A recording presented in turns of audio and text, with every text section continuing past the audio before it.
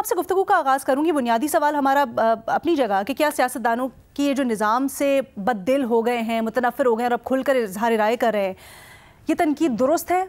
لیکن اس کو شروع کیجئے گا تھوڑا اس چیز پر روشنی ڈال کے کہ جو پارٹیز کے اندر جمہوری نظام ہے اس کے اوپر آپ کیا کہتی ہیں؟ جی لینا, شکریہ. میرا خیال ہے بہت اہم سوال ہے اور ہمیں اس پہ اور بحث کرنے کی ضرورت ہے. ہمارا جو نظام ہے وہ کافی حد تک ایک بالکل صحیح نشاندہی کی, جن سب کے آپ نے ابھی بیانات دکھائے, ان کی تقاریر دکھائیں.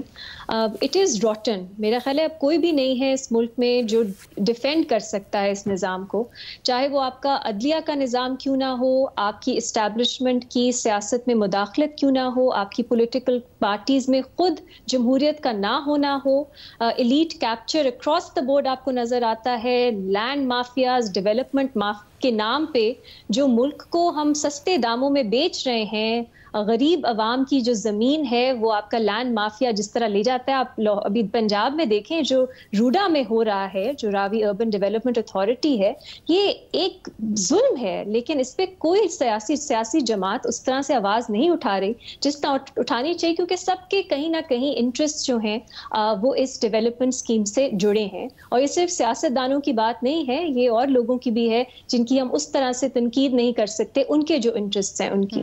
تو اس کی نشاندہی کرنا ایک پہلا سٹیپ ہے, اور مجھے خوشی ہوئی کہ اس وقت جو پولیٹیشنز ہیں جو ابھی سیاسی جماعتوں میں اہم ان کے عہدے ہیں, اہم پوزیشنز رکھتے ہیں, وہ اس کی بات کر رہے ہیں.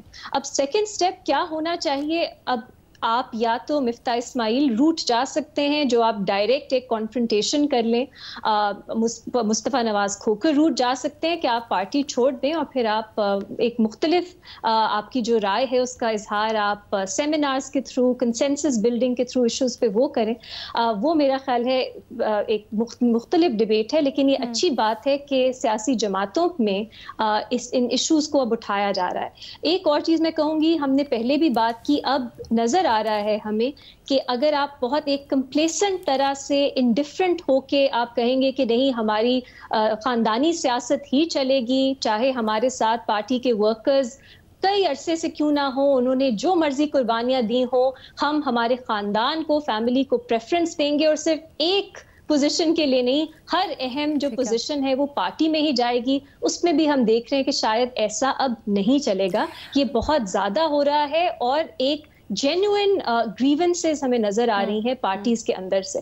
تو میرا خیال ہے یہ سب اہم ایشوز ہیں.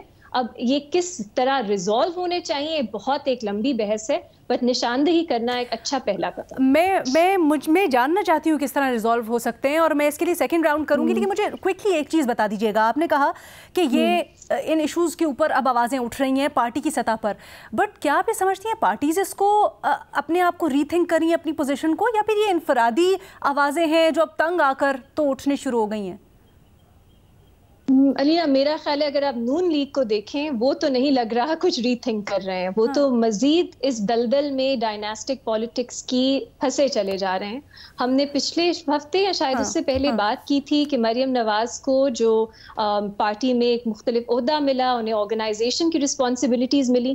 اس کے بعد اب ہم دیکھ رہے ہیں مزید اس کے بعد آئی بات کہ ان کے جو بیٹے ہیں جنید صفدر, وہ بھی اب سیاست میں آ رہے ہیں. انہوں نے بعد میں شاید اس کی تردید کی, لیکن یہ افواہیں پھر بھی آ رہی ہیں. اور ہم دیکھ رہے ہیں سلیمان شہباز نے کل ایک ٹویٹ کی, بہت ایک عجیب, انہوں نے کہا پچھلے 3 جو ہمارے فائنانس منسٹرز ہیں انہوں نے ملک کا بہت برا حشر کر دیا, اور اسحاق ڈار صاحب نے تو ہمیں نکالا کرائسس سے. تو یہ کس طرح کی بات آ رہی ہے؟ کچھ انہوں نے کہا جو بہت ہی جوکرز, اور اپنے اور پچھلے 3 میں ان کے اپنے مفتاح لیکن ہم ایک نون لیگ کو تو سنگل آؤٹ کر رہے ہیں, لیکن معذرت کے ساتھ یہ کہنا پڑے تو اکراس دا بورڈ جو سیاسی پارٹیز ہیں ان کا یہ رویہ نظر آ رہا ہے. پیپلز پارٹی کو دیکھ